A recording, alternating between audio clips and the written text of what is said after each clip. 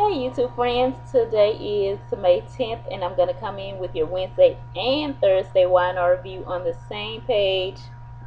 I'm going to try to fit them both in the same one. If they don't, I'm sorry. I'll just have to break it down into two. But I'm going to start off with yesterday's wine R. I had to take my finals for school, so I wasn't able to watch it or get it up. I had some other things more important to do. Not that wine aren't important, but my finals for my school are important. So, Paul, this is yesterday, Wednesday, May 9th. Paul and Ricky meet at Jimmy's. Ricky talks about his mother and how he worries he might be somehow like her. Paul acknowledges that Ricky has resentment toward him. Ricky says he wants to start over. He tells Paul that Phyllis fired him and starts to prod for information about her. Paul realizes he wants to dig up some dirt on her. Ricky plays innocent, like, no, I'm not. What are you talking about? I'm just asking. And Paul angrily tells him he wants no part of whatever he's up to and leaves. And Ricky gets mad, because Paul's never really been there for him then, and now he's not there for him again. So at the ranch, Kyle tries to sneak Eden past the staff. As Eden hides, he tells the maid it's been tremendous being back at the ranch, just trying to make conversation so that she won't see Eden.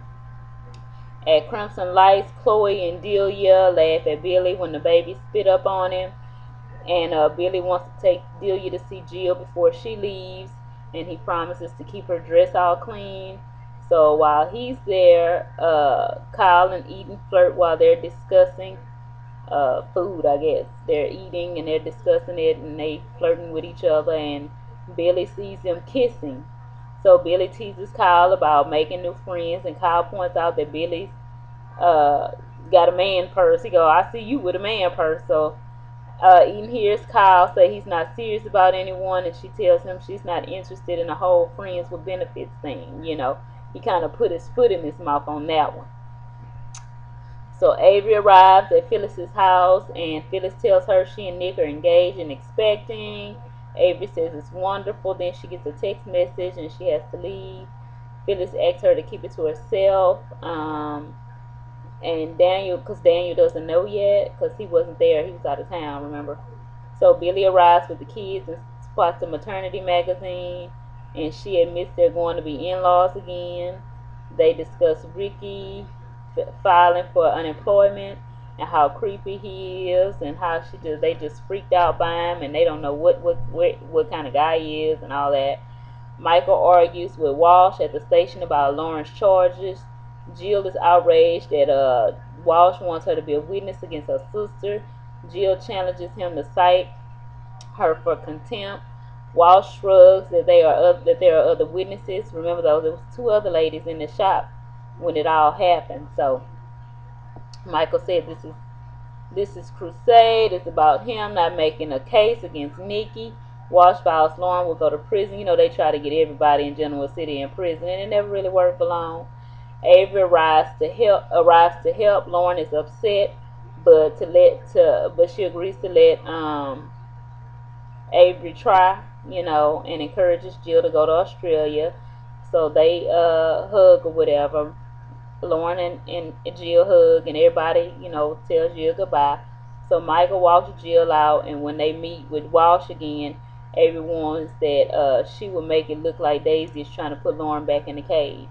So Walsh agrees to community service for now, until I guess the case or whatever. So Lauren and Michael hug and thank Avery, and Lauren goes to call Scotty, and Michael embraces Avery. So Michael hugs Avery to thank her. And Scotty, is Lauren's son that he's off away. So I guess she's telling him because that's what Fenmore is with Scotty. So Daniel goes to Daisy's place. He's back now, and he tells her that he thought about their situation while he was gone, and he decided that he want to marry her. So he proposes. Daisy asks him who put him up to it, and Daniel says he sees the sacrifices she's made for Lucy, and he wants to do the same. So Daisy tells him to go. But Daniel kisses her, and then they have sex, and Daniel apologizes for the things he said and asks to see Lucy before he goes. Daisy goes to get her up, and Daniel grimaces. She returns with Lucy, and he says he'll be back in an hour. So he really didn't want to do it, but he just did it to get with his child, to be with his child. So in the park, Genevieve tells Kane she's grateful that he's protected her by not cooperating with the SEC. Kane is still worried, that this might come back to bite them both in the butt. He wonders if she's thought about cutting her losses with Beauty of Nature. And Kane leaves, and Jill comes to confront Genevieve about not keeping her distance from him like she told her to. So they argue and they going back and forth. And Jen says she was a better mother than Jill ever was. Jill slapped her, and they continue to fight each other and go back and forth. So Genevieve tells her to sling all that mud she wants, because none of it'll stick, because they start having a mud fight. Grown women having mud fights, yes. So Kane and Billy arrive, and they break it up, and Billy turns to find Delia playing in the mud after he just told her he just told Chloe he wasn't gonna get her dress messed up. So Chloe arrived, and Billy tell her someday this will be funny, but today is not the day. Jill tell Billy that Genevieve insulted her parenting. Billy jokes that only he's allowed to do that, and they hug, and they all laugh about it later, how silly it was.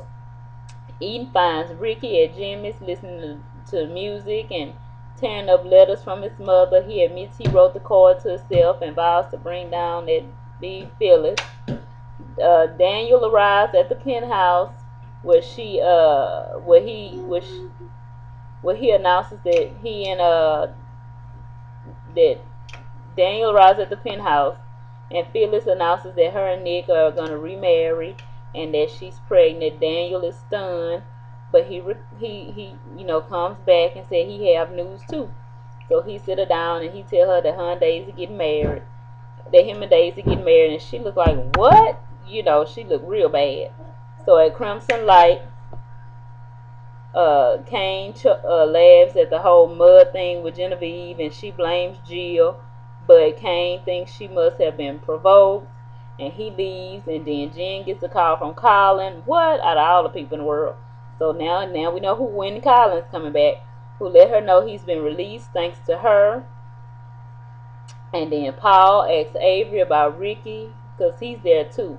So Avery shows up, and Paul is asking Avery about Ricky's character, and he likes to know about his principles or lack thereof. Avery says that he's immoral. So Michael and Lauren, they share toasted glowworm. Daisy come up. Michael tell her leave, and Daisy's like she wants to register at Fenmore's for her wedding, and then it goes off. So now I'm gonna look at my time. Okay, I got a little time. So now I'm gonna look at my time, and then we're gonna go to what happened today on the Y&R. So let's see. I write this stuff down so I wouldn't forget what to tell y'all. But it did start off with they're at Glowworm, and Lawrence like, who get married? And she was like, me. Daniel, proposed to me. And she was like, not in your dreams. She lied. She was like, you lying, in your dreams. So Daisy tell Lauren not to freak her out when she registers at Fenmore. And then Kevin arrived, and Michael fills him in. And Michael tell Lauren that Daisy is obvious in her attempts to provoke her. And Kevin thinks Daniel must be trying to protect his daughter. So on a patio, Paul and Avery are discussing how no one can trust Ricky. Avery says he doesn't regret his transgressions. She tells Paul that she hired Ricky without the usual recommendation. She also tells Paul that a girl Ricky dated for years killed herself after he broke up with her. Paul feels bad and says Ricky is carrying around a lot of anger. They read the girlfriend's death report online and notice her best friend's memorial post on her faceplace page.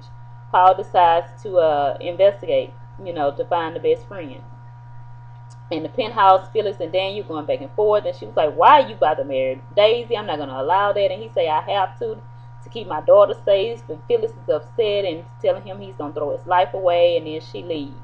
So Nick comes, and Phyllis tells him what's going on, and she says she won't let that marriage happen. And Nick say he understands that Daniel's just looking out for his child, and Phyllis says she sees looking after the child.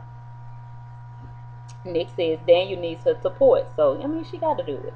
So at Jimmy's, Eden is telling Ricky that his threat against Phyllis sounds serious, and she said he told her that he's just venting and don't and but Eden is getting creeped out, She's like, nah, it's more than venting. And tell him to move out of her house tonight. And he gets mad, and she say, I want you to move because I have a friend that need a place to stay, like my girlfriend, but a girlfriend. And so he said he'll move, but Eden lies. She just don't want him in her house. So Eden comes to Glowworm and talk to Michael about Ricky and how he's freaking her out and how he seems demented. Talk about this fake car from his mom and how he threatened to bring Phyllis down, and they all agree that he's not in his right mind. So Michael tells her not to go back to the apartment until she's sure he's moved out. And Lauren says crazy's busting all over the place. And so they discuss what Phyllis must think about Daniel's plan, and Daniel and Lauren urges Michael to go to her and talk to her about it, try to talk some sense into him. And after Eden tells Lauren she can't believe Daniel would actually marry Daisy, she gets worried. So Lauren says she should be, and he is feeding into Daisy's dangerous, delusions. So Kevin sees Daniel at Jimmy's, and Daniel tells him it is true, I am gonna do it. Kevin's like, well, what are you doing? But I know what you're doing, He's like, well, I mean, it's crazy, but I know what you're doing. I had to marry somebody that I wasn't in love with either, so I can understand where you're coming from. And he said, well, it might be something you can do. So Michael gets to the penthouse, and he's talking to Nick and Phyllis and tell him that Lauren not going to go to jail, and him and Phyllis make up and they hug, and he tell her about Ricky having it in for her, and Phyllis said, well, he's the least of her worries, and they talk about Daniel and Daisy being, Daniel being married to Daisy and messing around with Lauren and messing with her emotions and stuff. And Nick and Phyllis tell Michael they get married and they expecting Michael and them happy, and they talk, and he tell her not to let this stuff with Daniel overshadow your joy, remain happy in yourself. So Phyllis calls Danny, which is Daniel's father, to see if he can stop Daniel from marrying Daisy. So Daisy opens her, she gets a knock at the door, and it's Ricky. So he wants to come stay with her, and she said, well, that won't work because Daniel just asked me to marry him, and I said, yeah. So Ricky say, you're not telling the truth. You're lying. And she's like, he did ask me to marry him, and we have good sex and all that. And Ricky laughing, and he said he just scamming you, and you're not even seeing it. And he's like, Daniel hates you. He don't want to marry you. So Ricky said it will come at a huge cost, and Phyllis will make sure of it. So they arguing and they going back and forth, and Daniel come and he's like, what you doing here, and you need to leave. So Ricky congratulates, saying he really hit the jackpot. So Daniel tells Daisy to stay away from Ricky, and he suggests they elope. She said, no, I don't want to elope. I want to have a big wedding.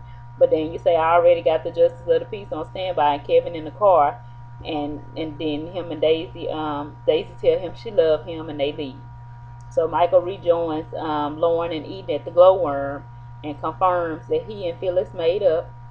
And Michael vows that they'll have each other's back with Ricky and Daisy. Like, you don't have nothing to worry about. We got each other's back.